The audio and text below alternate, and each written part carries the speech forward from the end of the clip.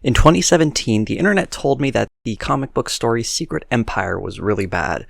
Then I read it and found out the internet was wrong. So let's talk about why this series was so great.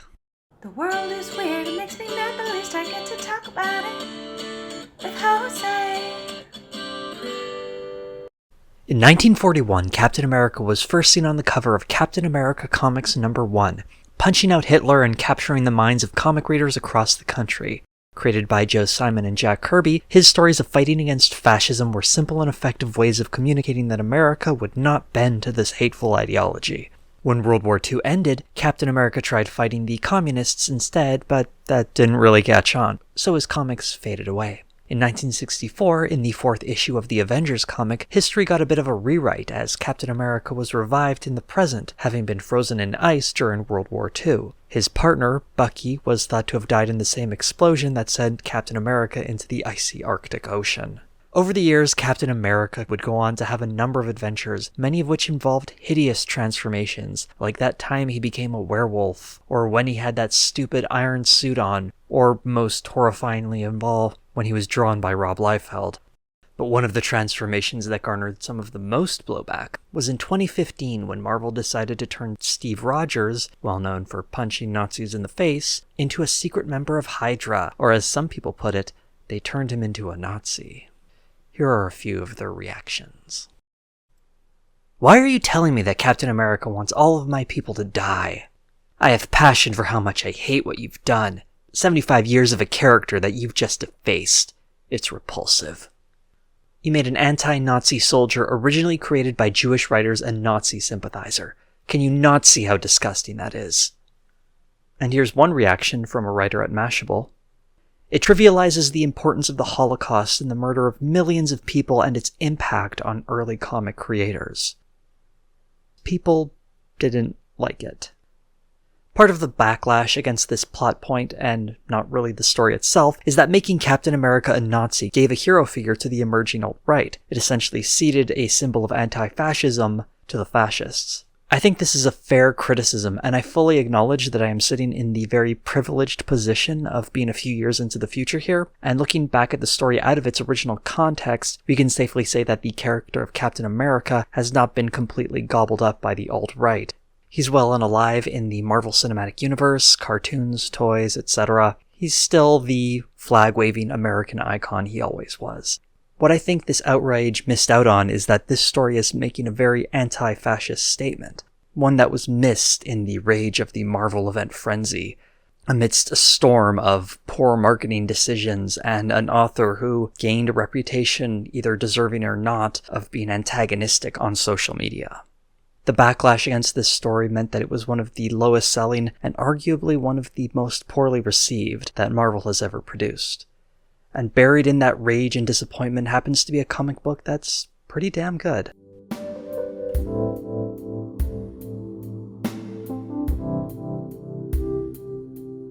Before we talk about this Marvel Comics event, we should first talk about what event comics are. In the broadest sense of the term, event comics feature characters from a shared universe appearing outside their home titles in a special limited series. Usually this event has some lasting repercussions on the characters involved. They may get a new costume, new powers, or they may even die. Marvel Comics pioneered these major events, first with a prototype 3-issue series called Marvel Superheroes Contest of Champions, which was Marvel's first ever limited series. But the event comic format was better exemplified by 1984's Marvel Superheroes Secret Wars, a 12-issue limited series by Jim Shooter, Mike Zeck, and Bob Layton. This series was created with the noble artistic goal of selling some new action figures by Mattel. This series was a flimsy excuse to have superheroes and villains who don't usually run into each other fight. In this case, a cosmic being known as the Beyonder transports the heroes and villains to an artificial planet called Battleworld, demanding that they fight for the fate of the universe. In the end, the good guys win, and the readers realize they just wasted a few hours of their life on a crummy story. The series is most notable for making Marvel a ton of money and giving Spider-Man his awesome black costume, which he totally ripped off from Spider-Woman, who appeared a few issues prior. Marvel followed up on Secret Wars with the appropriately titled Secret Wars 2. It was even worse than the first one, if you can believe it. Marvel went on to release more of these event comics in the future. A lot more. So many more. So many more that it's starting to get ridiculous. The reason these comics do so well is that they typically combine the readership of multiple titles in a story that will supposedly have lasting effects on the characters involved. Spider-Man's cool new costume stuck around for a while, and eventually it became the overrated villain Venom.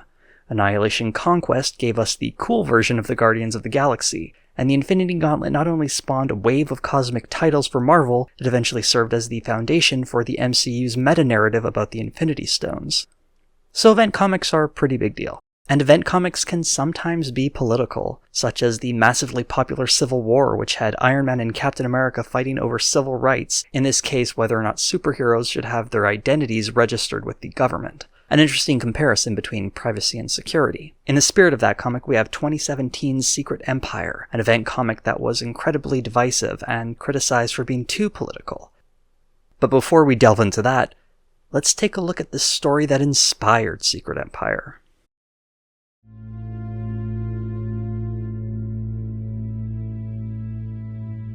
The Secret Empire, a group of supervillains trying to take over the world, first appeared in 1966's Tales to Astonish number 81, created by Stan Lee and Jack Kirby. But it's their appearance in a storyline 8 years later that would partially inspire the Secret Empire event of 2017.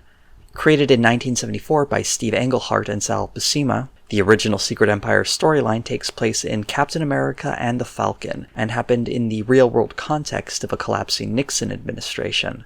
Englehart, watching this unfold, decided to subversively refer to it in the comic book storyline. This is from an interview a few years ago where he was discussing the storyline.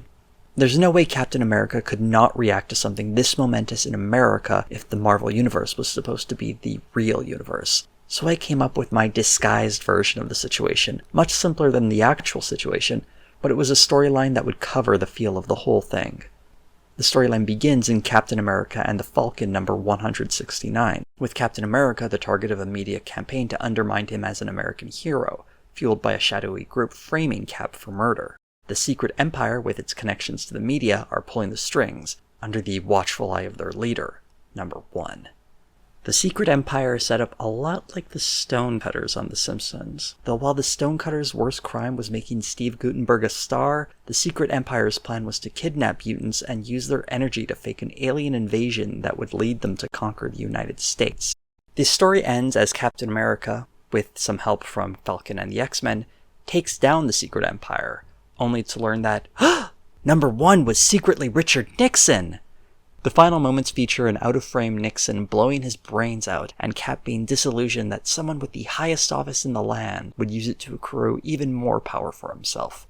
In the following issue, number 176, which occurs right after Nixon killed himself, Captain America is aware that as just a man he can't possibly embody an entire country, and he decides to give up the mantle, disillusioned with the government and not willing to fight for what he now sees as a sham. One small thing I'd like to point out in this story is this panel here. Racial stereotypes can be read in more than one way. In the literal sense, they are the people of the world looking at Captain America as a guide to what America is. But notice the country behind all of them. These people could just as easily be Americans themselves. And in a way, Cap is realizing that he doesn't necessarily represent them either.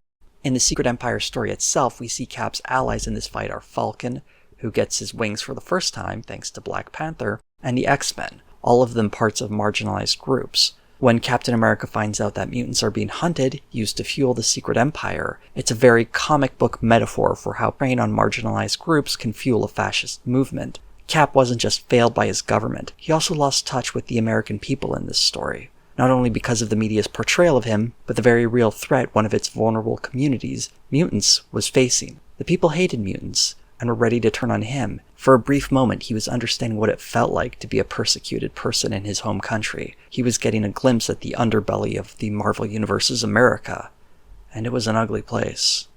The plot of the 1974 A Secret Empire storyline doesn't connect to the 2017 event of the same name, but you'll see some of these themes of fascism, racism, and disillusionment with America come up again. And I wish we could go straight into the event, but since this is comic books we're talking about, we need even more background.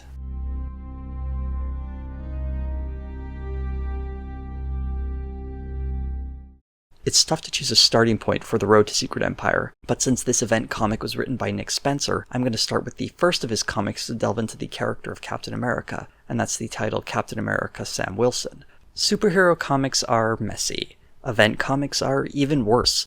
Since this is a crossover, various characters show up in the midst of drama going on in their own comics, so I'm going to be dropping details every now and then that might make you wonder what the hell is going on. If I don't go into backstory, you can assume it doesn't matter in the context of Secret Empire, and we're going to get into the messy backstory pretty much right away. If you're one of the millions of people who have watched the Captain America movies, the Avengers movies, or have been part of the culture, you might be wondering what's up.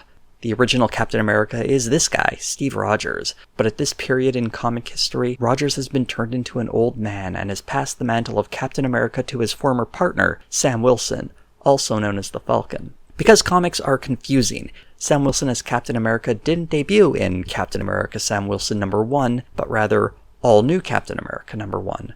We don't need to talk about those comics because it isn't until the Captain America Sam Wilson title that things start getting political. Very political.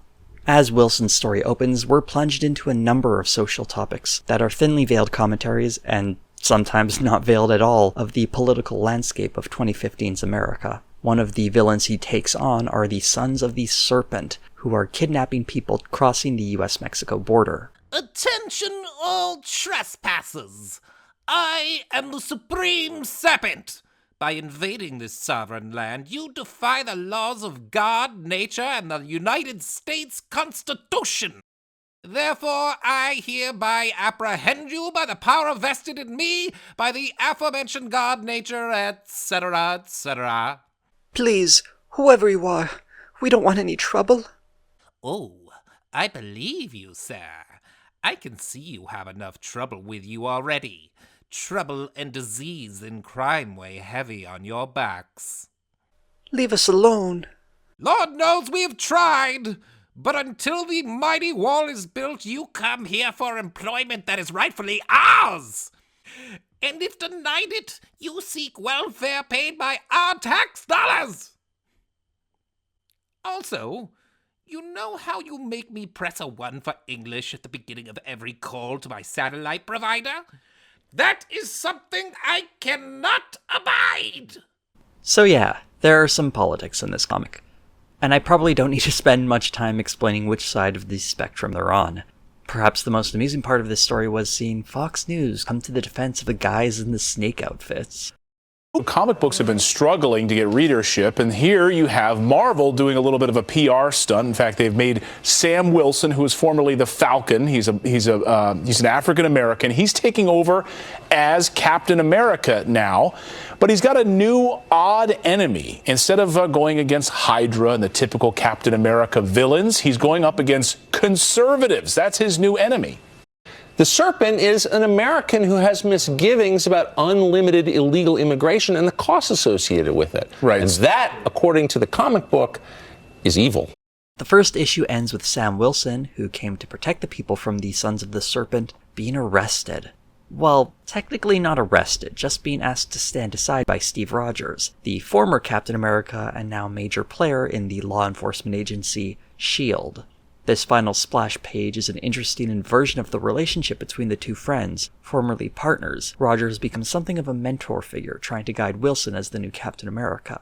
But in a few months, Rogers will transform into an uglier version of himself, and this page where it looks like Rogers is trying to undermine Wilson, but is actually helping him, is completely reversed. It's some simple but effective foreshadowing. As Wilson's series moves along, he touches on a number of other political issues. I'm going to highlight a few of my favorites. Longtime Captain America villains, the Serpent Society, are rebranded as Serpent Solutions, a consulting firm for big businesses. They give corporate America a new option, hiring genuine supervillains to do their dirty work. Today's businesses face unfair and oppressive regulation at the hands of an overreaching government. I mean, where in the Constitution is anyone promised clean air anyhow? Sounds to me like free market demand for filtration systems and gas masks. Someone has to stand up for the job creators and innovators that we've bound up in red tape. Someone has to make America marvelous again. And I say, I'm just the supervillain in a snake suit to do it. Perhaps most distressing about this storyline, though, is that even after Wilson takes down the Serpents, he realizes he can't take out their rich capitalist benefactors, lest the whole economy go down with them. The phrase, too big to fail should be ringing in your ears right now. What this hollow victory shows Wilson is the limitations of being Captain America. Sure, he can punch the guy in the snake suit a couple of times, and there might be something fun about seeing this jerk get punched, but the only way to solve the problem is to reform the system. It's a theme that comes up again and again in this title. The system is broken. Take another story about the Whisperer, an anonymous whistleblower wanted by the US government for revealing state secrets. It's not a stretch to figure out that this is based on Chelsea Manning or Edward Snowden, you can take your pick there, and the story ends with Wilson refusing to let the Whisperer be taken to trial, a trial that would have ultimately sent him to prison, regardless of the net good performed by his actions. Wilson wants Captain America to be more than a symbol of American idealism. Whereas Steve Rogers has faith that the system will work, Sam Wilson can only hope that it will, because he's seen it fail far too many times. And this brings us to something that really shouldn't be a political question, but somehow has to be. Sam Wilson is a black man, and sometimes a werewolf, but in this series he's mostly a black man. The response from the citizens of the Marvel Universe to Captain America being black varies. A big part of this series is Wilson asking himself the question if he should care if a huge chunk of America will ever accept him. As Wilson is finding his way in the role of Captain America, we have a minor event called Standoff, where it's revealed that S.H.I.E.L.D. has been using fragments of the Cosmic Cube to bend reality to create a rehabilitation center for supervillains. The Cosmic Cube might be more familiar as the Tesseract from the Marvel movies. It's a powerful item that lets the wielder change the nature of reality. S.H.I.E.L.D.'s plan, under the guidance of its director, Maria Hill, of course falls apart. In the ensuing fracas, one of the cube shards is used to turn Steve Rogers into a young man again, and unbeknownst to the rest of the world, it also turns him into a fascist. This is revealed in the other major comic we need to discuss, Captain America Steve Rogers. Yes, there were two Captain America comics running at the same time. The series opens up with a staple of each issue. These are flashbacks to Rogers' life growing up in the 1920s and 30s. What was once the uneventful story of a boy whose frame couldn't match his heart is now a much more disturbing narrative where we meet his abusive father and learn that he and his mother fell into the open arms of Hydra under the watchful eye of Elisa Sinclair. Hydra is thriving in the present, guided by Red Skull, a Nazi and longtime foil to Captain America, where it is currently recruiting young men who feel left behind by society. This speech sounds eerily familiar. But that is only the beginning. Your entire culture is under siege. The principles your country was founded upon lost in the name of tolerance. Your religion, your beliefs, your sense of community, all tossed aside like trash. And you cannot even speak out against it, lest you be called a bigot. If you aren't familiar with it, and I hope you aren't, these are some of the talking points often employed by white nationalists to recruit young men. Foreigners come to our countries and kill our people. You'd think our leaders would blame them, but no, they blame us who live here. They blame our history, they blame our culture, our opinions, our religion. It's our fault. That is their core assumption, and you see it in all they say. The most memorable part of this issue is the final splash page. Hail Hydra. This image was such a powerful moment that the trade paperback collecting these comics ignored the comic covers available and instead used this, which is pretty uncommon. Before moving on in the narrative, we have to deal with the big question that plagues this moment. Has Marvel just turned the Nazi-punching Captain America into a Nazi himself? This answer isn't going to be a popular one, but hear me out. It doesn't matter if he's a Nazi. What Rogers, Hydra, and the Red Skull all represent in this story is not allegiance to a specific regime or political party, but a grotesque political ideology, and that's fascism. World War II wasn't just a fight against the Nazis, it was a fight against fascist Italy and Imperial Japan, and while these powers had some stark differences between them, all had elements of, or full-blown, fascism at their core. This is a far more important lens to view this new Steve Rogers through than whether or not he felt bad about punching Hitler in the face. The story's take on fascism is more troubling than the obvious threat of a Nazi invasion. It's about a deeper fascism that can manifest itself through uniquely American symbols. Although you could still call it Nazi-esque, or an ally of Nazis, or whatever affiliation you would like, it ultimately doesn't matter. Fascism doesn't always take the convenient face of what we see in our history books. And part of what I really appreciated in this comic is that it delves deeper into what exactly American fascism might look like. And if you want to be pedantic, Hydra predates the Nazi Party and were depicted in the story as trying to manipulate the Nazis to their own end before being usurped by the Red Skull. Rogers isn't part of that branch of Hydra, so he wouldn't really be a Nazi. He's a loyalist to the original Hydra. While this isn't exactly the same Captain America we've been reading about for 70 years, it is one who has an interesting dichotomy at his core. What makes this dichotomy especially interesting is how relevant it is to the current day. We live in the age of the crypto-fascist, where people like Richard Spencer will ostensibly stand for principles such as free speech, all the while admitting to using it cynically to further his agenda, with no real belief in the principle at all. Are we even pro-free speech?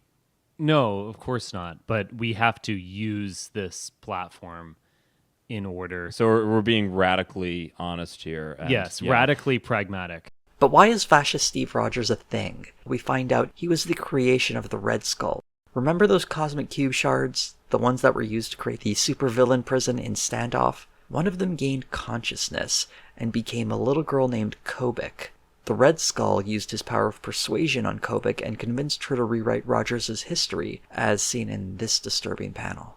So it was that Hydra became the greatest terrorist organization the world has ever known, with the Red Skull as its rightful leader. And they all lived happily ever after. The end. Tell it again, please. And now Steve Rogers bows before the Red Skull as his willing subordinate. Or so it seems. Now, while all of these events were happening in the build to Secret Empire, another Marvel event happened at the same time. Like I was saying earlier, Marvel has gone a bit overboard with these events. Civil War II is the sequel to the popular Civil War event comic from 2006, which I mentioned a little earlier. In Civil War II, the plot involves an Inhuman who can see into the future, leading to some Minority Report style pre-crime busting controversy with Iron Man and Captain Marvel leading each side. Inhumans, by the way, are humans who aliens have tampered with that now have powers. It's a whole thing. They're basically a metaphor for marginalized people, much like the mutants in the X-Men series. Civil War II has very little to do with Secret Empire, aside from these two plot points. Steve Rogers, who is, remember, secretly still a fascist, uses some subtle nudging to push Iron Man and Captain Marvel against one another, as the superhero community fracturing is a part of his grand scheme to take over America. Also, that Inhuman who can see into the future, this is one of his predictions. That's Spider-Man Miles Morales, known from the excellent movie Spider-Man Into the Spider-Verse, and that's Steve Rogers' body next to him. We'll get some closure for that in Secret Empire. And Hawkeye murders the Hulk with a special arrow. That Hulk death is going to matter in the next story, a little. As Civil War II closes, Steve Rogers has a lengthy monologue where more of his thoughts are shared. We get a slightly different fascist vision for America than the one Red Skull offers. They were afraid when one of their children's classmates suddenly developed the ability to incinerate anyone around them with a look. But they got angry when you called them hysterical bigots for sending a threat to their safety.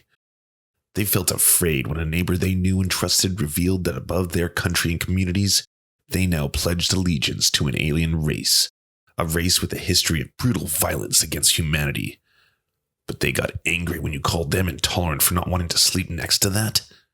A fear of the other, being disregarded by the elite, and the vision of a world ruled by strength.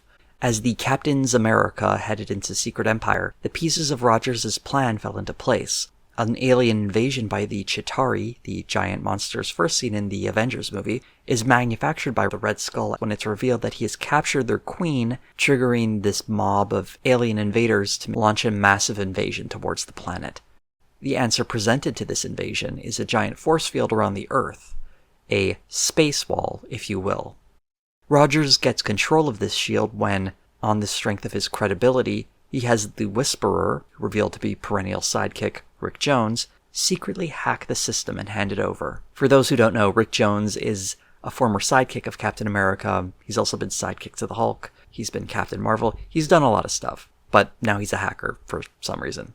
Another important person in Steve Rogers' life, Sharon Carter, his co-worker at S.H.I.E.L.D. and romantic interest, graciously steps aside to give Rogers control of S.H.I.E.L.D. as its new director, with Maria Hill having gotten the axe for the whole Cosmic Cube supervillain prison debacle, as seen in Standoff.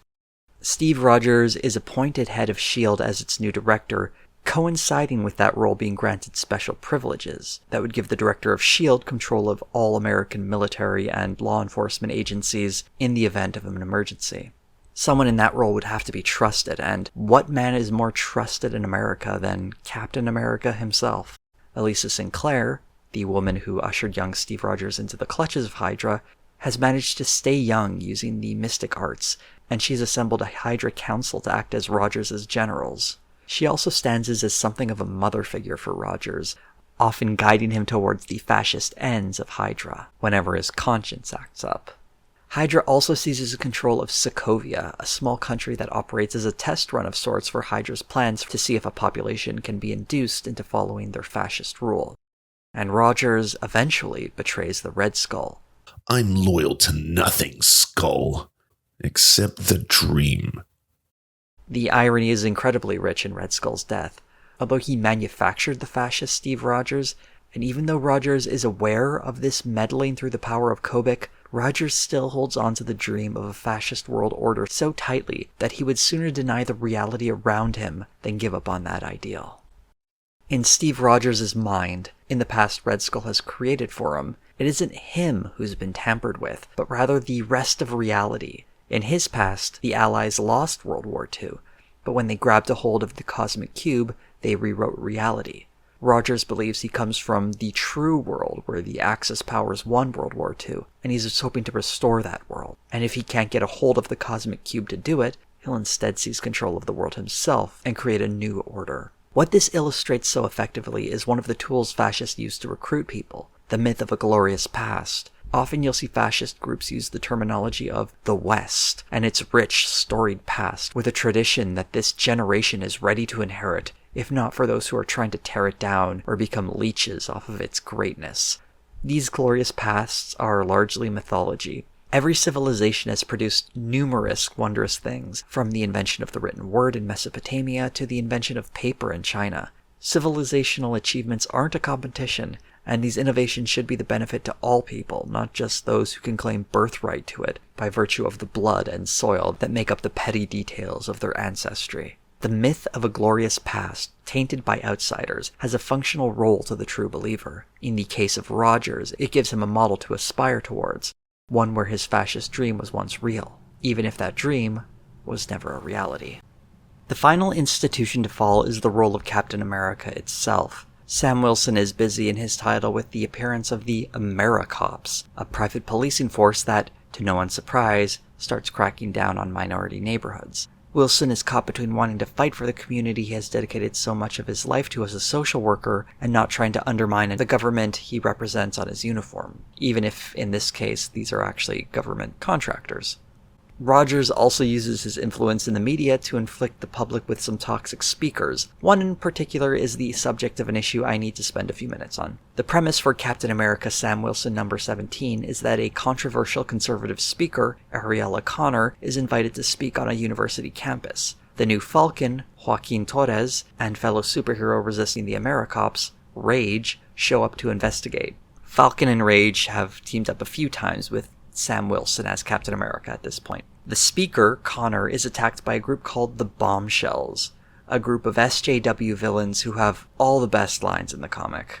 I love the SJW villains, not because I endorse the response to violent rhetoric with grenades, but because they're a caricature of the left that's actually funny. It's amazing how a comic that obviously has a left-leaning perspective is so much better at satirizing the left than anything you see coming out of the right. I have seen some criticisms of this comic making light of the terminology used by activists on the left, and that's a fair point, but that trigger warning joke gets me every time. These are kids who clearly learn terminology and don't know how to use them. When these terms are used in their real context, they're less absurd and are actually valuable tools. But the joke here isn't on the terminology so much as it is on the kids who don't actually take the time to learn how to apply them.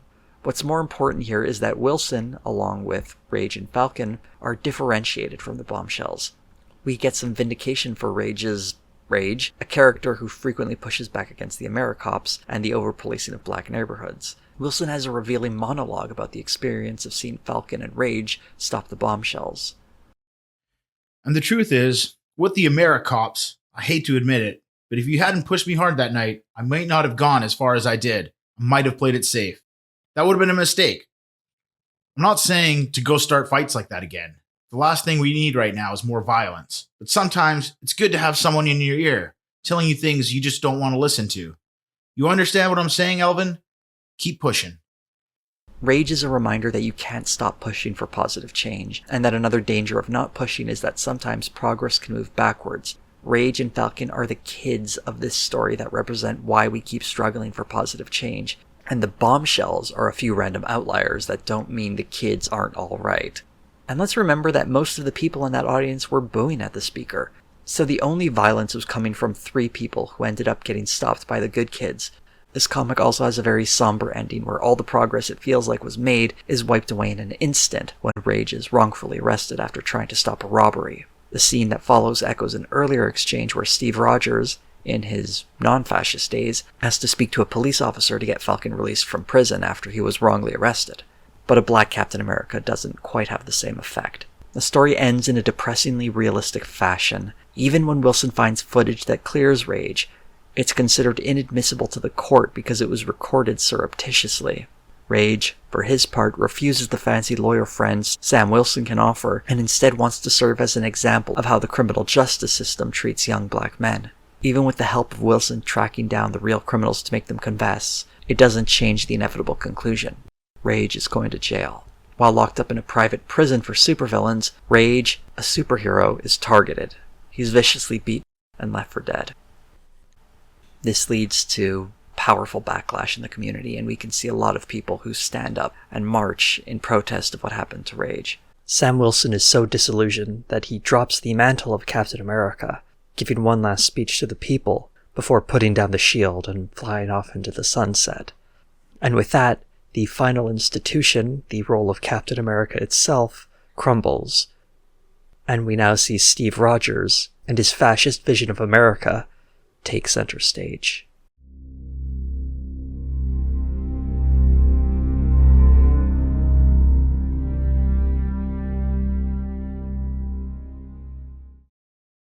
There are dozens of Secret Empire comics that are part of this event, each with their own creative teams and feature peripheral and sometimes essential plot points. These, for the sake of time, I'll only be mentioning in passing in my wrap-up near the end. If you've been watching this very long video thinking, when can I take a break? It's right here, right now. Because once the Secret Empire train starts moving, getting off is going to be a bit of a trick.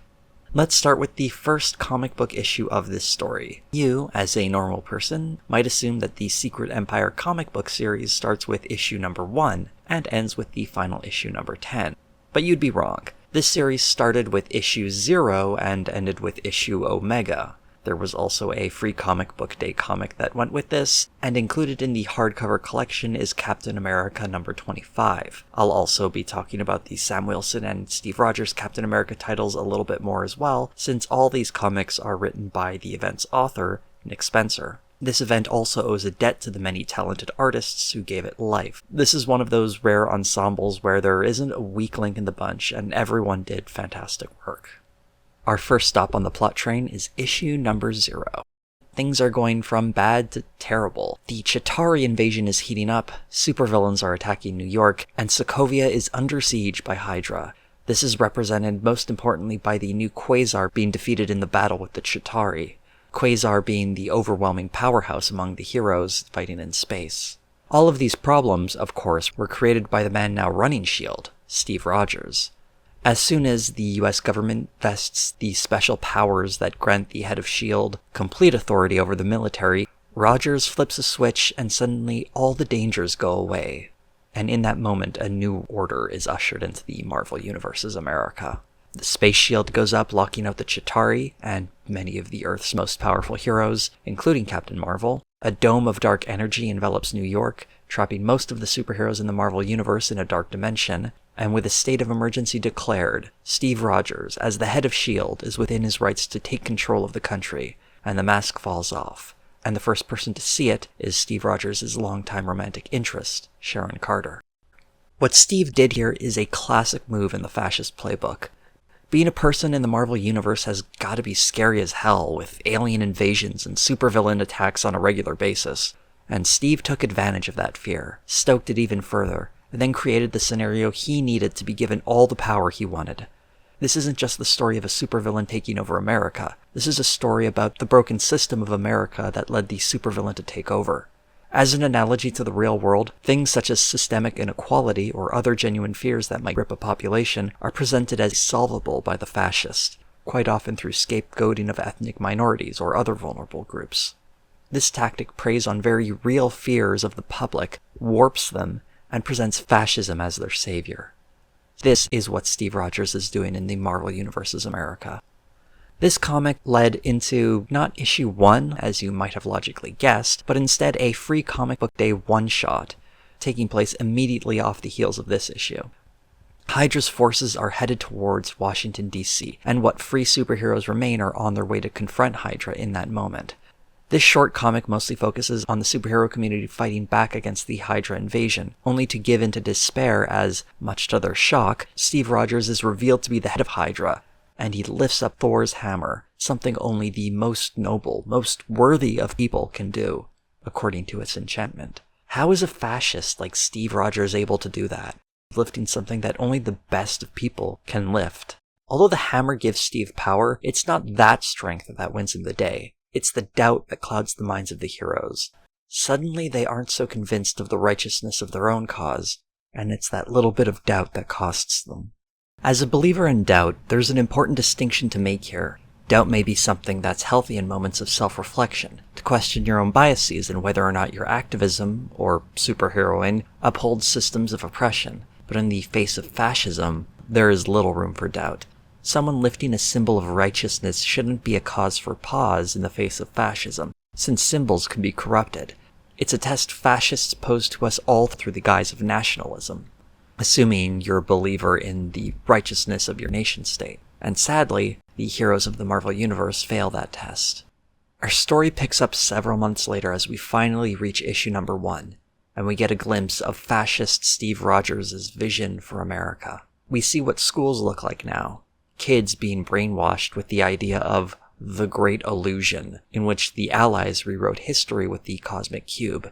They aren't being taught history, but the history that exists in the mind of Steve Rogers. A powerful tool of fascists is trying to rewrite history by changing the way we perceive it.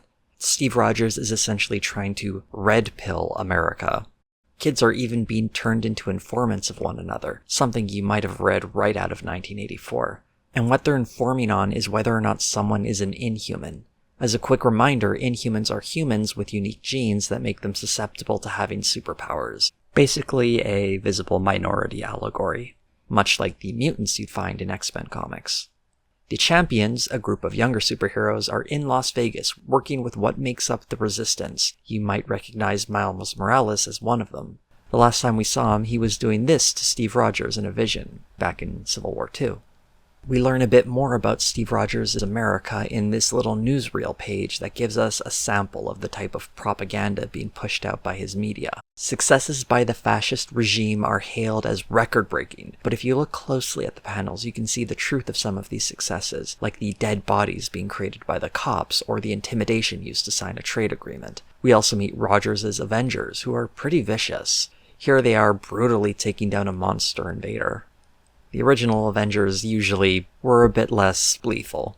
So Steve Rogers' America is a grim place. He can't convince Sharon Carter that he isn't a piece of garbage. Think about all the good we could do together, Sharon. A strong, safer world. Isn't that what we both want?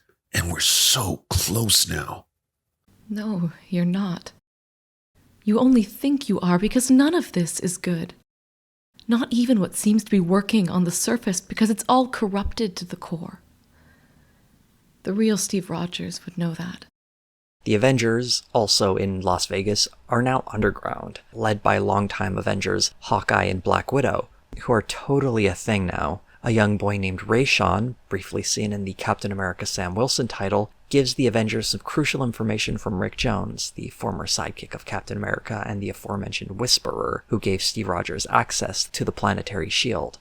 Jones is currently being held in custody by Steve Rogers. Back in Las Vegas, Rayshon meets another member of the Resistance, Tony Stark, the billionaire arms dealer turned Avenger, has seen better days. This is actually an AI version of Tony Stark that interacts with everyone through a hologram. His real body is in a coma post-Civil War II, where he kinda got messed up. As the issue ends, we get to see just how far Steve Rogers is willing to go in this new world order. Urged on by Elisa, he decides he needs to make a show of strength. He has his former friend, Rick Jones, executed, and then he has his Hydra warships open fire on Las Vegas, the home of the underground resistance.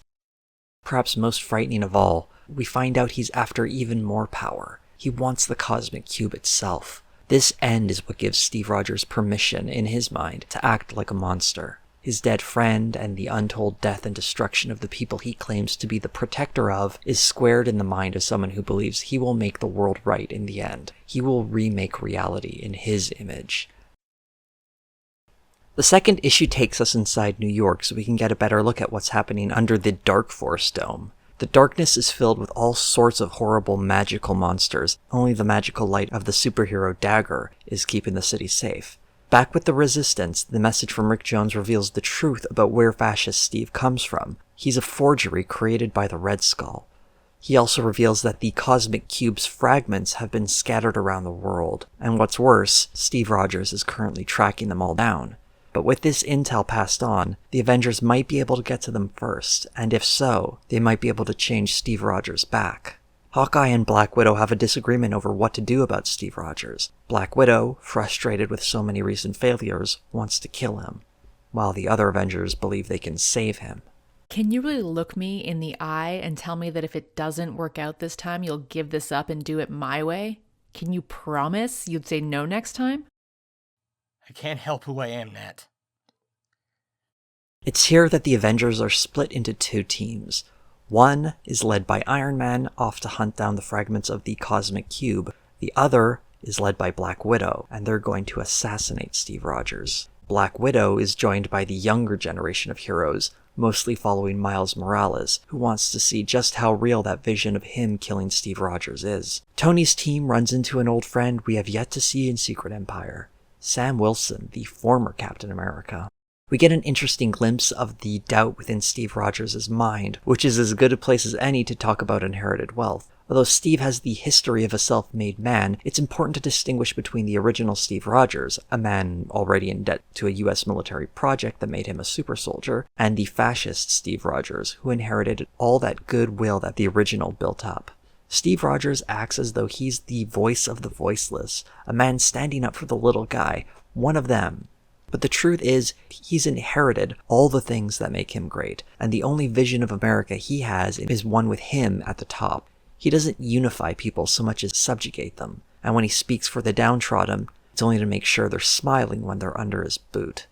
But the image of a self-made man is buried deep into American mythology. The American dream is at the center of so much of its art, evangelizing the dream or deconstructing it. A supposedly self-made man like Steve Rogers, who loves his country and would die for it, is precisely the sort of facade you would want to use if you were a fascist looking to take over America. This series is showing us that when fascism comes to America, it won't take the shape of goose-stepping Nazis, but instead will have a uniquely American flavor. It has the appearance of patriotism and the character of fascism. Nationalism in one perfect package. Speaking of American dreams, this issue ends with a glimpse of the original Steve Rogers, trapped in a dreamscape and missing all of his memories. Before talking about the third issue of Secret Empire, let's take a tiny detour to the Captain America comics that were coming out at the same time. In Captain America Sam Wilson, we see how Sam has been running an underground smuggling ring, taking people out of America into the safety of Canada. Sam missed the revolution, spending some time reconnecting with the birds, but when he figured out what was going on, he came back. What Sam sees isn't a world being oppressed, waiting for its liberation, but people willingly going along with the propaganda. You guys are aware this is Hydra, right? The fascist, terrorist, bad guys? Psh, yeah, that's what the media says. But look at him. That's Captain America. I trust him a hell of a lot more than them. Sam's faith is rocked further when he sees just how many Americans are being duped by Hydra's fascism so long as it keeps them working and fed. But that doesn't mean America is better off. That becomes readily apparent when he sees what happens to Inhumans who are often scapegoated by Steve Rogers. Notice the shield? That's because he's taking up the mantle of Captain America in a way that embodies what it means to be that hero without the stars and stripes messaging. It's about helping those in need. As we saw in the main series, Sam is eventually pulled back into Avengers business. Sam is literally running an underground railway, although I guess it's actually a subway. A magic subway. The symbolism, I hope, is obvious. If not, please Google Harriet Tubman. It also says something about how some communities have always had a degree of fascism pressed upon them living in America. The original Secret Empire storyline reflected on that pointedly, and this series, with a black Captain America, makes it even more salient. Fascism can be targeted to certain peoples and communities, and in some cases, it's been going on for a while, whether some of us have realized it or not. As Sam tries to help the Avengers, they're attacked by Hydra's dreadnoughts, and the magic subway route is ruined.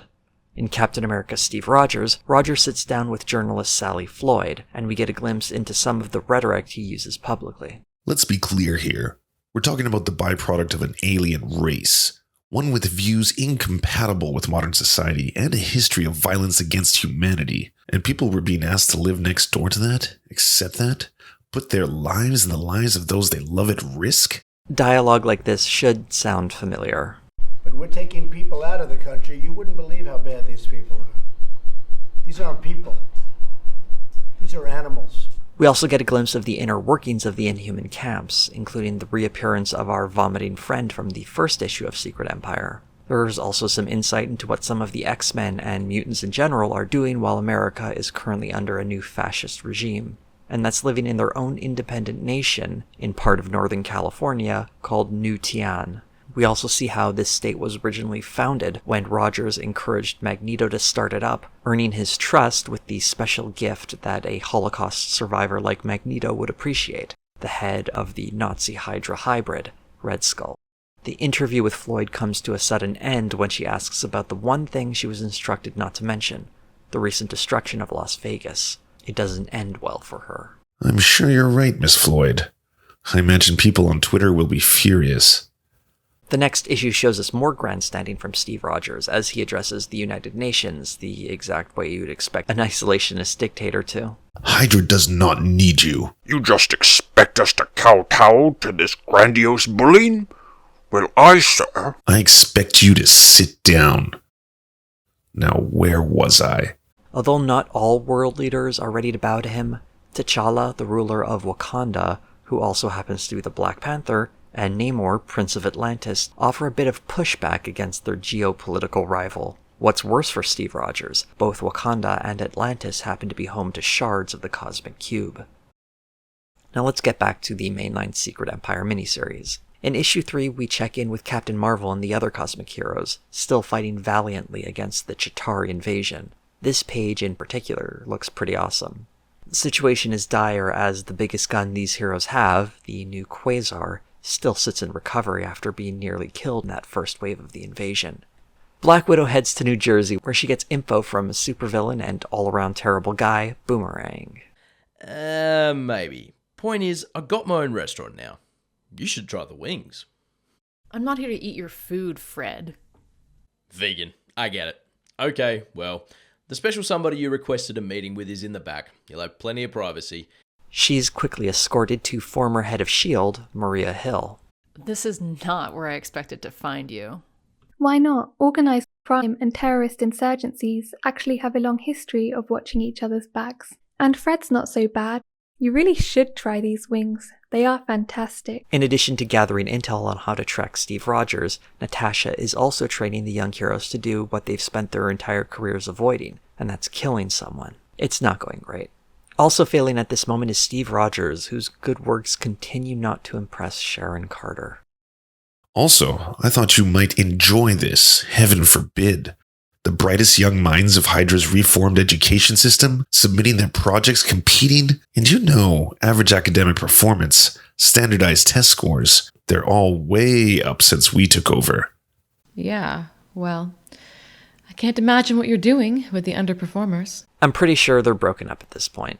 And Rogers' invasion of Wakanda and Atlantis are struggling to find any cosmic cube shards. The fascist Steve Rogers doesn't see the world's nations as partners in his quest, but rather as lands with resources he can pillage. In this case, they're magical shards that will alter reality. But this could easily map onto invasions of sovereign nations for oil or other important resources. The shards can also be viewed as a metaphor for the hegemonic influence of Steve Rogers' America. You can't have powerful nations flouting your authority if you claim to speak for the most powerful nation on Earth. One of the few times we see Steve Rogers say something nice about non-American countries is the spontaneous Hydra cells that have been popping up, as mentioned in the previous issue of Captain America Steve Rogers.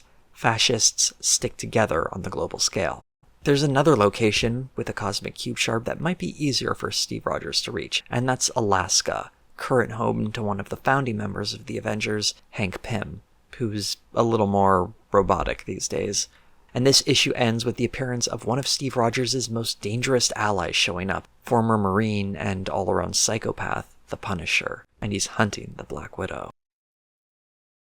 Moving on to the 4th issue, Iron Man's team of Avengers arrive at Alaska at roughly the same time as Steve's, and as you might have expected, a fight breaks out. That fight is eventually broken up by Hank Pym.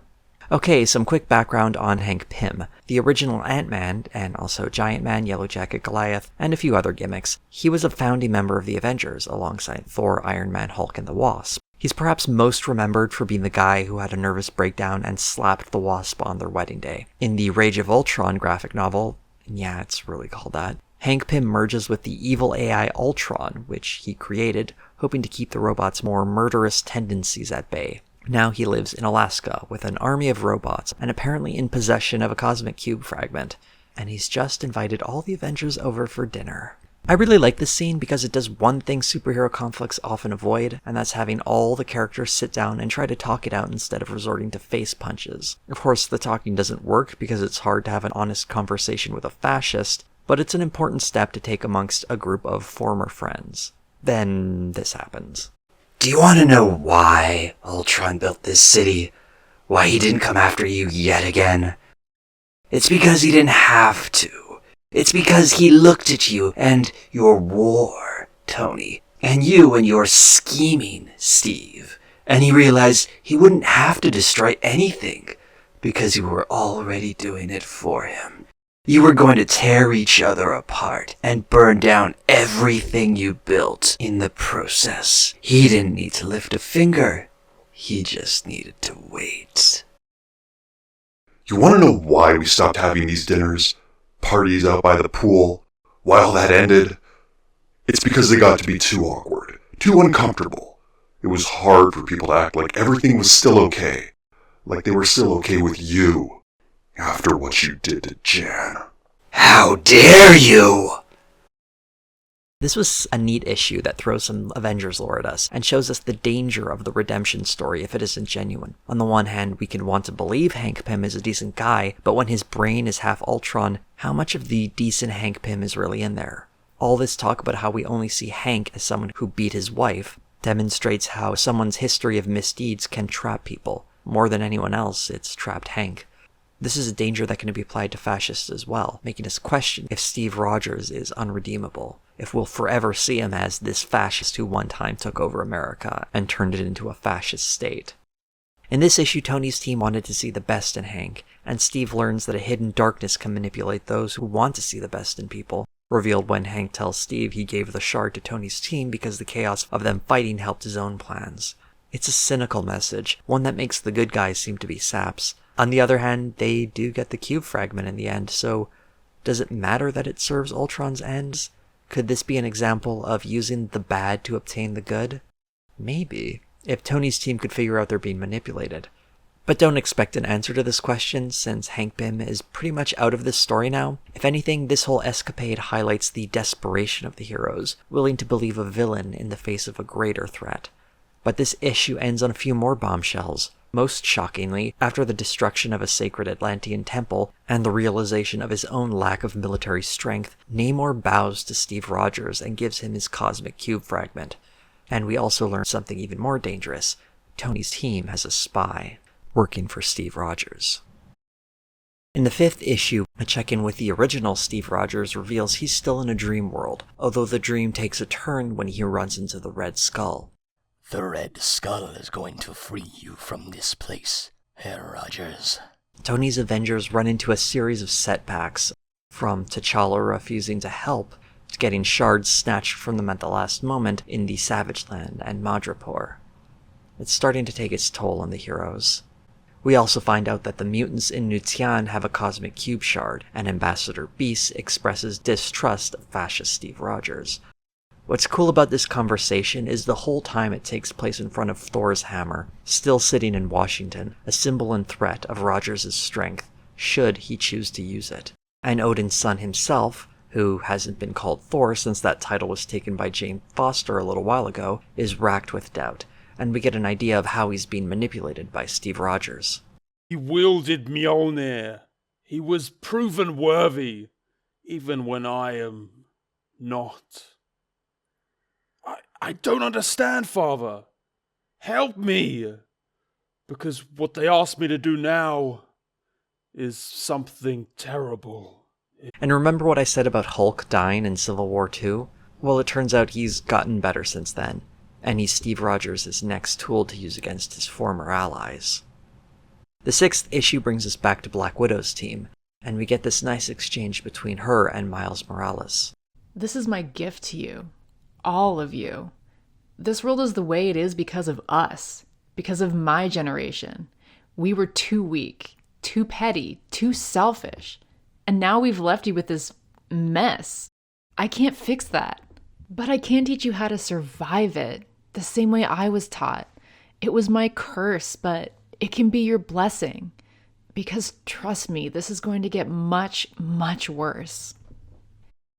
Or you could be wrong. Sorry? Maybe none of that's gonna happen. Maybe Iron Man and Hawkeye were right.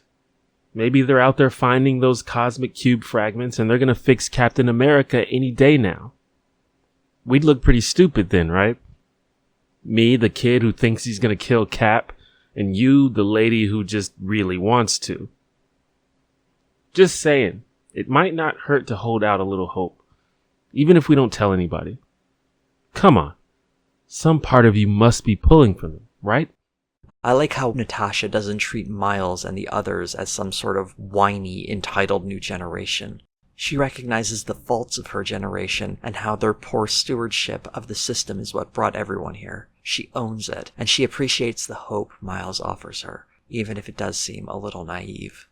Back in Las Vegas, Tony's Avengers are under an all-out assault from Steve's forces of Hydra, the combined forces of Hydra Goons, the Hydra Avengers, and the Hulk. In the midst of all that, the traitor who led them to their doorstep is revealed, and it's Ant-Man. Scott Lang, not to be confused with Hank Pym, the other Ant-Man. Guys, stop. Just stop. It was me, okay? It was me. The reason Ant-Man turned on the Avengers was to protect his daughter, Cassie, who had fallen into the clutches of Steve Rogers. There's also this moment that shows the heroes their true purpose as their safe haven is under attack. In the midst of the heroes nearly being toppled, they realize what matters more than their self-pity is their duty to help others. It's compassion that makes these people heroes, and part of why superhero comics can resonate so powerfully. These people are screwed up and make mistakes, and people pay, but when things get real, they still stand and fight. It's a pretty good moment. Here we see Hawkeye's bravery inspiring Odinson, shaming him to do the right thing.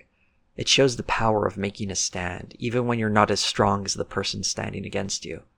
As Steve Rogers is forced to tear down the Resistance base, the fight ends with Tony making a speech to Steve, and there's something of a reckoning of all that baggage from Civil War. All the insecurity Tony felt comes spilling out, and Steve sees his friend for who he is, and how he wanted to save him. Just please know, I wanted to save you so badly. Because I wanted to be you, what you always were to me. My hero. I'm so sorry I keep letting you down, Cap. Not that this changes Steve, but it lets us see who Tony is deep down. This is a redemption moment for Tony Stark, a time to show us that he hasn't given up, that he won't give up. He's not the Tony Stark from Civil War anymore. As Tony detonates his base in an effort to stop Steve's forces, Elisa sacrifices herself to save him, and get Rogers 2 shards of the Cosmic Cube. Stepping out of Secret Empire again for a moment, Captain America Sam Wilson gives us an important moment for Sam. It's like you spent all your time trying to prove them wrong, trying to get them to accept you, but they were never gonna. What does it tell you? That they're willing to go along with Hydra before they'll put up with me as Captain America? I can't wear a flag that stands for that. Who says that's what it stands for? Them? Sean, I don't know if you noticed, but we're pretty outnumbered these days. So what? We matter less because there's more of them? Because they won? Sam realizes that just because a majority of his country has turned their backs on him, it doesn't mean they get to decide what America means. The subtext here is that the best way to fight fascism in your country is to participate in the system against it, imperfect as it may be. Just because one guy called Captain America wins on a platform of fascism doesn't mean that the other guy calling himself Captain America has to go live in the desert. It's not a fight about patriotism, but rather the ideals which the country will live up to, and making sure there's still a Captain America that fights for the downtrodden. Sam is still disappointed in America, but he resolves to fight and make it a better place, even if he's not as popular as fascism. Back in Secret Empire, the 7th issue gives us an interesting speech from Captain Marvel as she tries to rouse Quasar from her sleep. You see, I'm the cause of all this, really. Every minute we're trapped up here. Every man, woman, and child who suffers or dies at Hydra's hand. I'm responsible for that. I started the war that tore us all apart. That gave Steve Rogers the opening he needed to gain power. And if that weren't enough, he tricked me into building the very same shield we're all trapped on the other side of now. He played me perfectly. But then, I was an easy mark. I spent so long trying to prove myself, trying to show everyone that I could be this perfect hero, perfect person. I ended up just like Tony, chasing one crazy scheme after another, trying so hard to put my stamp on the world, consequences be damned, forcing things so hard, all they could do is break. I tried to make them love me, and all I did was give them a reason to hate me. And now all I can do is sit up here and wait. Look at all the damage I've done and wait for my chance to try and make things right. But I can't do that without you. You get that, Agent? You're Quasar now. You're supposed to be the protector of the universe. So prove it. I need you to get out of this bed and help me fix this, damn it. Do you hear me? I need you to wake up. Carol is revealing that, by trying to be a good person for the wrong reasons, she was more about personal glory rather than altruism. And maybe this is where the other side of the conversation is presenting itself. They see someone like Carol as doing good for their own personal glory, and maybe there's some truth to that. The distinction is about doing good for its own sake and not as part of your brand or self-image. This is why it matters more to center activism around good works and messages rather than personalities. A cult of personality is a dangerous thing, not just to the people following it, but also the person being followed. It's how someone like Steve Rogers can think he can change the world based on his own vision, expecting that cult-like following to keep up in lockstep. What's even more frightening is just how true that's been in this series. Carol's speech is also a reflection on how fascism happens, not through imposing itself on the world like an alien force, but insidiously working through the systems we're all supposed to be stewarding, most disturbingly creeping through the hearts and minds of the people. It preys on our fears and weaknesses. Black Widow's team is approaching their assassination target, Steve Rogers, and Natasha makes a decision to keep Miles out of it. And for what it's worth, when I look at you, Spider-Man, I don't see a killer.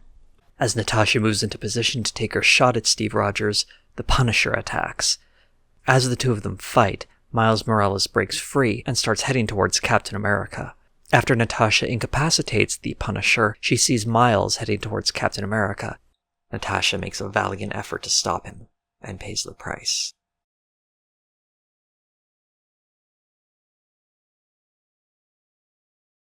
Natasha's death here forces Miles to make a choice, as a representative of the new generation of heroes. Does he become a killer, like Natasha? I'm not a killer. Natasha had been training Miles not to be the assassin she had been turned into. She wanted to end the cycle of violence and killing, and instead of murdering Steve Rogers to do that, she ended up sacrificing her own life, just to prevent Miles from becoming a killer himself. Black Widow's death here is truly heroic. As Steve returns to Sharon, confused and distraught by the loss of his friend, Sharon tries to murder him herself. Realizing how alone he truly is, he has her thrown in prison. In the dreamscape, Steve battles the Red Skull. Finding himself on the losing end, he's nearly ready to give up himself, but a bright light inspires some hope in him, and he finds the will to keep fighting. Similarly, a new hope arrives in the real world as Sam Wilson dons the shield once more, and there once again is a Captain America standing up against fascism. Natasha hopes Miles will be a better person than who she was raised to be, Sam hopes he can inspire the Avengers to keep fighting, and Steve is losing hope as all his plans seem to be unraveling. The real danger of fascism is losing hope when fighting against it, to admit defeat when it wants you to think you've lost. That's what's so powerful about this issue. It reminds us that so long as we have hope, and don't let ourselves be fooled into thinking we don't, we can still fight, and we can still win. In Captain America Steve Rogers, we see Steve reflect on how far he's gone, and how much he misses Elisa. He confronts his old allies in Odinson and Sharon Carter. That hammer of yours has been sitting out in Washington Mall, unguarded, unmoved, and unchallenged for weeks now. How many times have you been to see it? How many times have you tried to pick it up? It's not mine. No, it's not. And if you have such strong objections to the way I'm running things around here, the next time you want to get drunk and raise your voice to me and make them heard, you'd better make damn sure you have that hammer in your hand. In this scene, Sharon is comparing Steve Rogers to the Red Skull. You can dress this up any way you want, but Steve, you are still a fascist. Just like him. You're right. That was Rick's cell, but now it's yours. Get used to it. This story is about the powerful solitude of Steve's journey, how his ideology is isolating him. He portrays the mindset of someone who sees a warped version of the truth, even at the expense of poisoning his relationships, turning his friends and loved ones against him. He's bought wholly into his bad ideology and can't pull himself out of it. He imprisoned Sharon, but it's actually Steve who's imprisoned in his own mind. It should be a familiar feeling for anyone who's been red-pilled, which often includes being ostracized from your family and friends. Not because they can't handle the truth of their loved one's outlook, but because they see the hateful person they've become. It's how the lie people buy into, destroy their connections to their old lives, and only leaves them this horrible ideology to embrace. It's what makes these toxic ideologies such difficult prisons to get out of. Ditching the Captain America outfit at the end, just as Sam dons his, is symbolic of where these two men are headed. Steve isn't putting on the pretense of a democratic nation, and Sam is renewing his campaign for a different America. The last issue of the Captain America comic, this one dropping the names Sam Wilson and Steve Rogers from the title, was included in the collected edition of Secret Empire. Both New Tian and Wakanda fall against the might of Hydra. Tony Stark also gets an idea when he meets our friend, the vomiting Inhuman, who goes by a different name. My name's Brian McAllister, but everyone around here calls me Barf. I prefer Brian. That's one hell of a moniker, son. To be fair, all the good code names really are taken at this point. Well, in my case, it does kind of fit. He uses his power of barfing things he can imagine to barf up a chunk of the cosmic cube, the last chunk Steve Rogers needs to complete it. This issue also reveals that Steve Rogers' former sidekick Bucky, once thought murdered by Rogers, is very much alive and hanging out with Namor. In fact, he reveals he has just the plan to take down Rogers' fascist regime. We're coming into the home stretch now, issue 8 of Secret Empire. Sam Wilson's plan is simple. He manages to get a message into New York and outer space, telling the heroes to get ready to do their best to break the barriers that trap them. Sam is hoping that by flying between both barriers holding a chunk of the cosmic cube, that little bit of extra energy will be what the heroes need to take down the barriers. An interesting metaphor here is that the groups of heroes all represent different aspects of leftist activism. You have the global scale people like Captain Marvel, who focus on protecting the world, the local scale heroes in New York like Luke Cage and Daredevil, and the national scale of the Avengers and others. By breaking those barriers and working together, in other words, presenting a united effort from the left, fascism can be defeated. In space, Rocket Raccoon preps a big bomb. You like bombs, right? We brought you some bombs. That we stole. Like this one. And in New York, Doctor Strange reveals a bargain he made for a powerful spell that will free New York. One that had a hefty price. Your brownstone. Excuse me? We have the spell you desire. You asked what it would cost. What would the librarians want with the Sanctum Sanctorum? Are you serious? Have you never been on Zillow? That's prime Greenwich Village real estate. We'll probably cut it up into condos. I don't believe this. Believe it, Doc. We're tired of tourists snapping our picture thinking we're the Ghostbusters lady. Yeah, and what do you need with Manhattan real estate anyhow? With those property taxes, you'd be way happier in Brooklyn. So yes, I have something. But as the plan comes together, it's delivered a painful blow when Sam Wilson is shot. Doctor Strange's spell fails, and so does Rocket's bomb.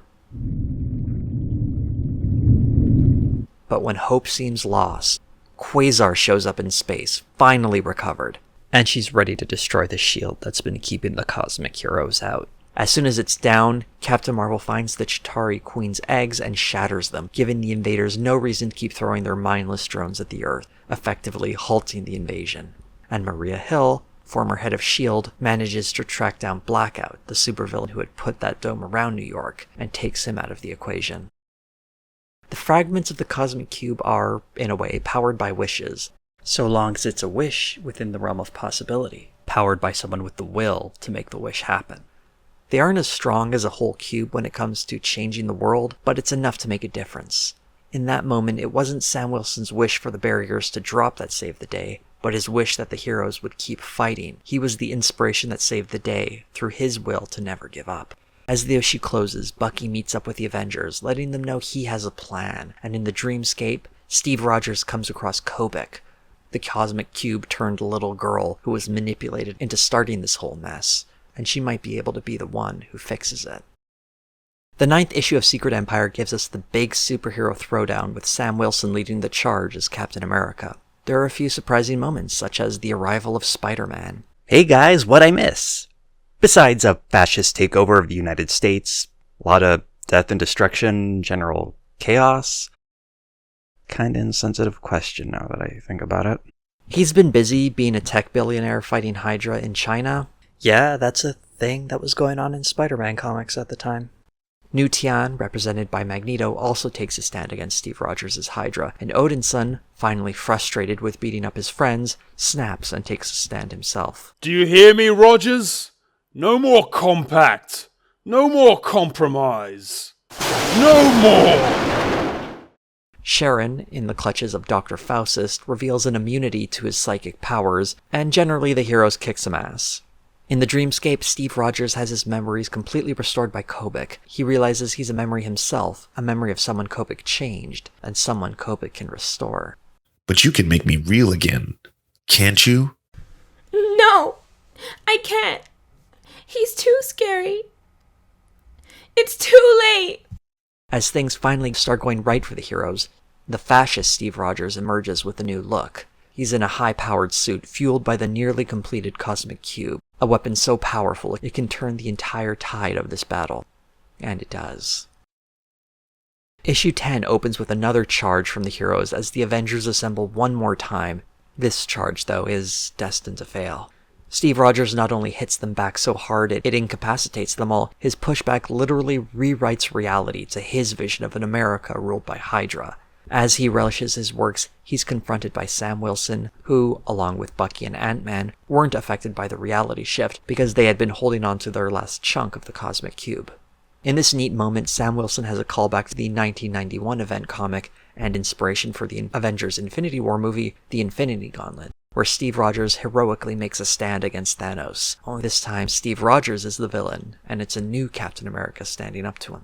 Unlike Rogers' stand in the Infinity Gauntlet, which ultimately fails, things turn out differently here. Hail Hydra!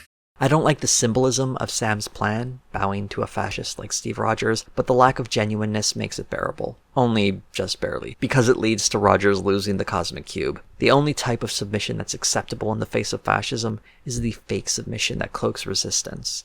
Within Kobik's dreamscape, we see more of the original Steve Rogers. And now, he's too strong. We can hide here. He won't find us. No, Kobik. Listen to me, that won't work. I've been fighting fascists my entire life, and I promise you, there is nowhere you can run or hide that will keep you safe from them. There's only one thing you can do. You stand and you fight. These pages are a reversal of Bucky's apparent death during World War II. Instead of letting go of his hand, Steve reaches out to grasp him, letting Kobik undo the fascist world and bringing the original Captain America back into the real world. Note the powerful symbolism here too, as we have Steve Rogers, a symbol of America literally coming out of a dream world. This is the American dream made real to fight the reality of fascism. To me, there's no clearer example of how fascism needs to be resisted against using even the idealized version of who we want to be as a people. America may never have been as good and pure as Steve Rogers represents it in this moment, but that doesn't mean the ideal should be discarded, just divorced from the nationalism that creates monsters like fascist Steve Rogers. These two Steve Rogerses begin to fight in a battle that symbolizes two conflicting visions of the American ideal. On one side, you have fervent patriotism that bleeds into nationalism, and the other is the opposition to fascism, both at home and abroad. We also get a bit of a callback to the original Civil War comic in this panel, and it's worth noting that both Civil War and this issue of Secret Empire were drawn by Steve McNiven. In Civil War, Captain America was fighting Iron Man for civil liberties, and in this comic we can see an echo of that, although the governmental overreach of fascist Steve is a bit more extreme. With the eyes of the Marvel Universe on him, the original Steve Rogers beats the crap out of the fascist version, revealing that the reason fascist Steve Rogers could lift up Thor's hammer was due to some magic meddling by Elisa Sinclair, changing its inscription. With that undone, the only one worthy of lifting that hammer, aside from Jane Foster, is the original Steve Rogers. As the comic ends, Steve hands the shield back to Sam Wilson, the hammer back to Thor, and Kobik leaves the heroes who are carrying a legacy a brief moment with their predecessors in the past, and Earth's mightiest heroes celebrate one last time. Back in the regular world, Brian, probably not going by that barf name anymore, returns home with his little brother, finding their home in tatters after feeling the brunt of an angered mob's attack. The comic closes with this charming scene as Brian sees his neighbors helping with the cleanup. This issue could have been the last issue of Captain America ever. It wasn't, of course, because there's this thing called capitalism that demands we keep making Captain America comics. But having to fight a fascist version of himself is taking one of the worst cliches in comics and doing something interesting with it. Superheroes always end up fighting evil versions of themselves, and in some cases, that seems to be who they fight in every other story. This evil version of Steve is more interesting than that, because it's not just some guy with a similar gimmick. This is him if his life had taken a different direction. How can one Steve be more true to the inner spirit or essence of Steve Rogers than the other? If anything, this establishes that the people we become is largely based on the lives we lead up to that point. A boy can become the living embodiment of virtue, or he can become a fascist. All it takes is one friendly stranger to set you on the wrong path. And the ending pages of this book point to a greater need for us to all band together to create a world that's more likely to create virtuous Steve Rogers than fascist ones. The final page and the final spoken line of dialogue carry a special weight. The woman speaking to Brian here might be recognized from the second page of issue number 1. This is Brian's little brother's school teacher, who was doing the Hydra regime's bidding, teaching about the Great Illusion. When she says, "Yes, we did," she isn't just referring to how her neighborhood had to help repair the damage done. She's acknowledging the role she played in all of this. One of the frightening parts about fascism is how it often requires some percentage of the population to not only comply, but actively support it. When she says, "Yes, we did," she's acknowledging her role in all that was done. And perhaps most importantly, she's doing something to help mend those bad deeds. To me, this is one of the most important parts about living in a world that's touched by fascism. It's not just about vilifying those we hold responsible, like the fascist Steve Rogers, but realizing that ordinary people who are swept up in it still have a chance for redemption.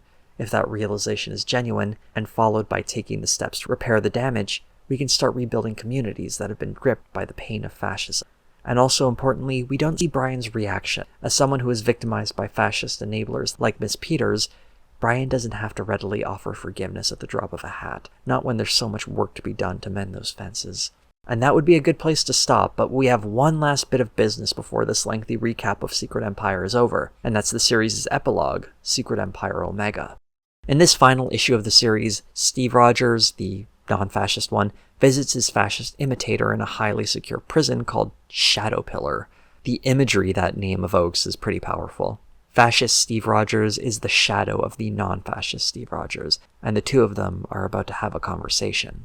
I didn't create any of these conditions. You did. You warped and twisted ideology that venerates fear and weakness above all else. You might blame me for exploiting it, but everything I did with your consent. Your encouragement, even. This story is intercut with introductions to a few stories that will follow out of Secret Empire, such as Punisher being recruited by Nick Fury Jr., yes, Jr., and Bucky searches for Black Widow, who he suspects is still alive. Spoiler, it's not actually her, it's a clone of her. Another scene outside of the conversation between the two Steves is this exchange between the mutants Emma Frost and Beast. I told Steve Rogers no mutant would kneel. Clearly I only meant to Hydra. The world is celebrating. They've defeated and overthrown fascist rule.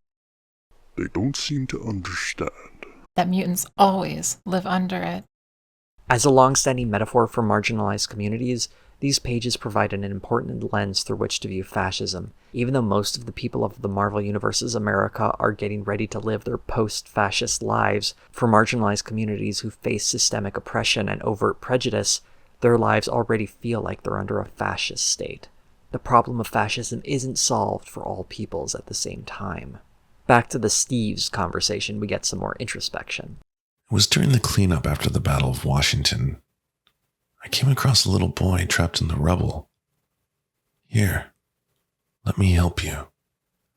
I reached out to him, and he flinched, pulled away. He was afraid of me. And I realized this would be my life now. That even though the world had seen us fight, even with the Stark's company spending millions explaining what happened to me, on some level, this would always be there. There would always be a scar. This is perhaps the most important part of this story. People will never look at Steve Rogers as Captain America the same way again. And that's the whole point of this story. Having unwavering faith in a man or a symbol is the danger this series was trying to demonstrate. To think Steve Rogers or Captain America are beyond reproach, reflection, or error. To hold this one person and symbol up as infallible and unwavering is to create the perfect tool for a fascist. Ultimately, Rogers is still a man, prone to the failings and limitations of all men, and the American flag, and any flag for that matter, can only mean as much as the people who fight for it. By not confusing either one with a true moral center, and instead viewing it with a degree of skepticism, the idea of nationalism and patriotism are being critiqued in an important way. Is the American dream, or some other positive vision of what it means to be an American, embodied by a man or the symbol of a flag? Or is it a set of ideals that mean more than that? And do those ideals have to be limited to a geographical region? If they truly are great, shouldn't they be so much more than what this nationalist symbol can ever hope to represent? And this, in itself, is such a harsh criticism of what fascism is, something that divides the world and creates a good life for some at the expense of others. The final panels of this comic reveal that one of fascist Steve Rogers' jailers is, in fact, a member of Hydra, and the sinister smile we see on his face is a reminder that even when caged, we should always be vigilant against the threat of fascism that can hide just beneath the surface, wearing the face of something we've been told to trust implicitly. This truly is a war that never ends.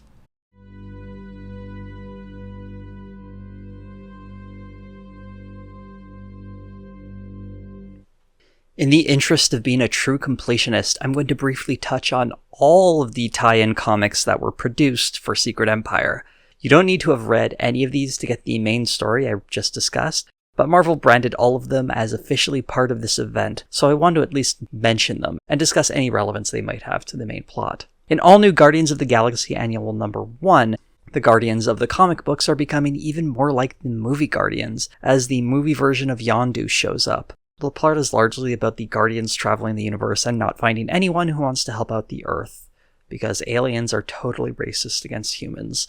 In Amazing Spider-Man 29 through 31, Spider-Man is fighting Doc Ock in China, with Dr. Octopus having recently joined Hydra. The story ends with Peter Parker losing his tech empire, but also dating Mockingbird, so it's kind of a lose-win thing. In Avengers number 9, we see Thor, who is Jane Foster right now, on an alien world without her hammer. It's a cool little one-shot. In Avengers number 10, we see the Hydra Avengers fighting some aliens, and we get a sense of how they're bad dudes. In Champions number 10 and 11, the team helps out a town of Inhumans in one issue and spend the second issue picking up the pieces of Las Vegas with some of the other young legacy heroes. Deadpool number 31 through 35 gives us a story of how Deadpool went from being Steve Rogers' willing accomplice to betraying Hydra and helping Maria Hill track down Blackout, eventually freeing New York.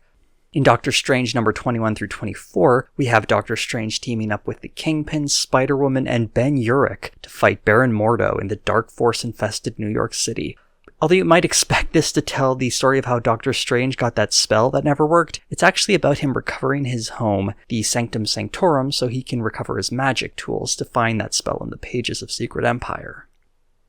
Mighty Captain Marvel number 5 through 8 was pretty interesting in that several pages within it are very similar to some Captain Marvel scenes we have in the main Secret Empires miniseries. Outside of that, it's a story of Captain Marvel fighting off the Chitauri alongside her cosmic allies. In Occupy Avengers number 8 and 9, we follow Hawkeye's team of ordinary people Avengers as they fight Hydra throughout America. This series came to an end with its Secret Empire tie-in. Secret Empire Brave New World number 1 through 5 is an anthology series that visits a number of Marvel Universe characters during Secret Empire. The anchor story appearing in all 5 issues is about Namor and his fellow invaders who fought alongside Steve Rogers during World War II. It gives us an understanding of how they cope with seeing their oldest friend turn into what they fought so hard against, and explains how Namor goes from wanting to cooperate with Steve Rogers to standing up against him. Secret Empire Underground is the story of Iron Man's Avengers trying to find one of the cosmic cube shards in the Savage Land. Secret Empire United gives us a look at the inner workings of the mutant nation of New Tian and how its leader Zorn is a puppet for Emma Frost. Secret Empire Uprising is a one-shot featuring Black Widow's team of youngsters being tested by their new leader. Secret Warriors number 1 through 5 is a series that debuted during Secret Empire, focusing on a team of mostly Inhumans making their way around fascist America. The 5th issue ended with the team helping break out other Inhumans in an Inhuman prison camp, spilling over slightly into the pages of Secret Empire number 9. Ultimates 2, number 7, showed us Captain Marvel's team trying, and failing, to get the newly reformed Galactus to help them out. Uncanny Avengers number 24 and 25 has the Avengers Unity Squad taking on the demons roaming the streets of New York City. US Avengers number 6 through 9 followed the team fighting back against Hydra in space, France, and America.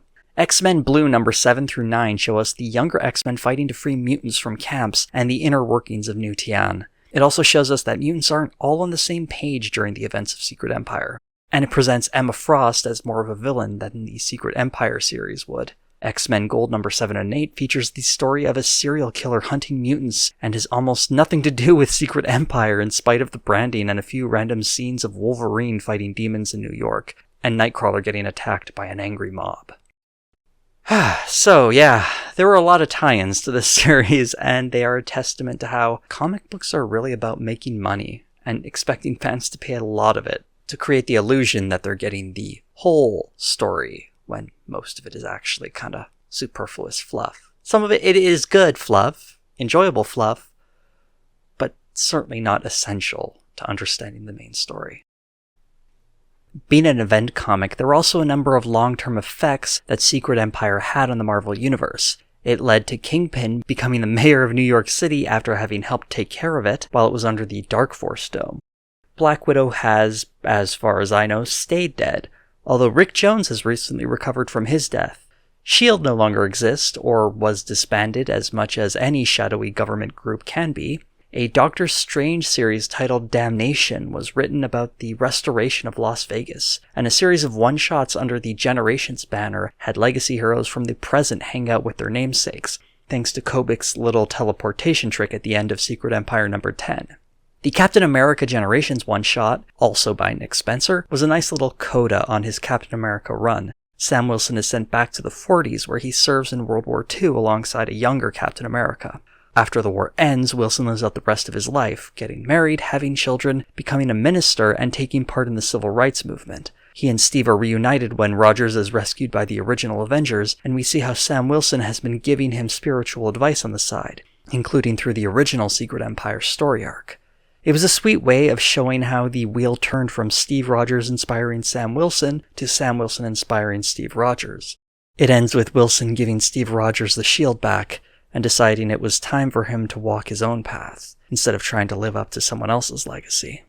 As for Hydra Steve, we haven't seen him since, but he technically is still out there, ready to rear his ugly head in the future. And currently, in 2019, Ta-Nehisi Coates is in the midst of an awesome run on Captain America where one of the central questions is how Steve Rogers is grappling with the dream of America in his head and the reality around him, and how people are beginning to see that what he represents may be an illusion. I've only read a few issues so far, but it's really great stuff.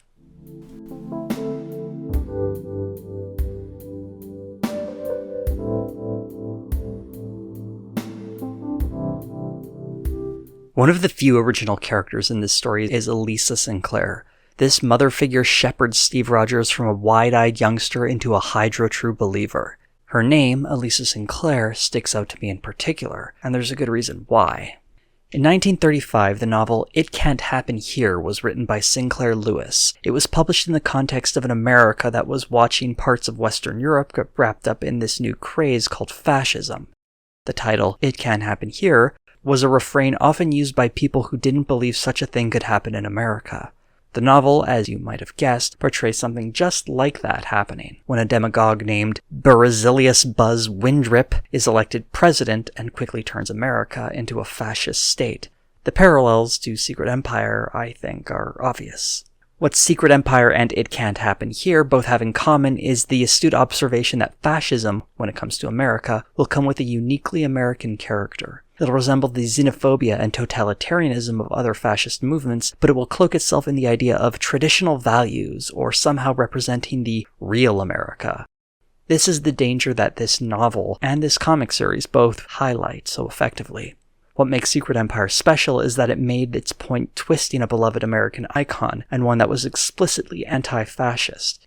I think part of the negative reaction to this comic series is because people are so invested in this idea of America, what is essentially a dream, and seeing the character who represents America, Captain America himself, being corrupted made them feel uncomfortable. So many people were ready to hate this series because it wasn't their Captain America. I read some comments of fans saying they could never look at Captain America the same way again. That's really the point of this series. Not that Captain America needed to be ruined, or that he even is, to be honest. He's a fictional character. He can be a lot of different things to a lot of different people. What this comic series was addressing is the idea of Captain America being this unassailable idea that a symbol of America should never be considered corruptible. When someone says they believe this powerful symbol to be a perfect virtue, one that should be above corruption, what they're really saying is that they believe in something uncritically, unquestioningly, and that symbol they believe is beyond corruption can be surreptitiously corrupted and co-opted by a fascist. So ironically, the people who are most afraid of seeing Captain America in a different light, perhaps are the ones who need to see it that way the most, lest they too become the victims of a fascist who uses the symbol of American greatness against them. There's also this common perception that making Captain America a Nazi or Nazi adjacent cedes the character to white nationalists and American fascists more broadly. And on a superficial level, sure, you can absolutely make a case for that. But ultimately, I think there's more harm in looking at art purely on that superficial level. What I'd rather do is look at this piece of work on a deeper level, and not let those less engaged readers dictate what a work of art is about. As an example, it doesn't matter how many times people say that getting banned on Facebook is like 1984 made real. Hyperbolic statements like that won't undo the importance of Orwell's text on the dangers of totalitarianism and fascism. And while I'm not going to pretend like Secret Empire is in the same league as 1984, we can at least learn to appreciate it for what it truly says and not simply abandon a story or character to the fascists. Personally, this story left me with a reading that characters like Captain America can stand for so much more when they extend their ideals beyond the American branding, and that if anything, the flag is more a vulnerability than a strength.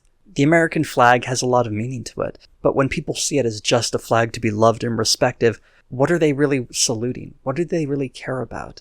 And just because someone salutes the same flag, do they believe the same things? What do these symbols mean, and how does it impact the way we engage with the world? These are some of the questions that popped into my head while reading this series, and I think it really highlights that this series was trying to say something, or at least start a conversation or discussion about what it means to love your country, and these symbols we consider unassailable and beyond reproach. It may not give us perfect, complete answers that we need, and it may not be perfectly executed, but I think there's value in a series at least asking those questions and making us think a little bit. And I don't think we should let a single plot point distract us from what could be a much deeper message. This video was a lot of work, and I owe a great deal of thanks to everyone who lended their vocal talents to make this happen. I cherish and value you deeply. Check out some of their stuff if you have a moment. Also, I have to thank my patrons for making something like this possible, and if you want to be as awesome as the lovely people you see on screen, you can go to my Patreon and donate some money yourself. I also want to thank my lovely and talented friend, Dana, who recorded me a theme song, which you're hearing the full version in the background right now. You are awesome, Dana. If you enjoyed this video, please like, leave a comment, and if you haven't already, why not subscribe to my channel? You can also follow me on Twitter, check out my curious cat. Thank you so much for watching.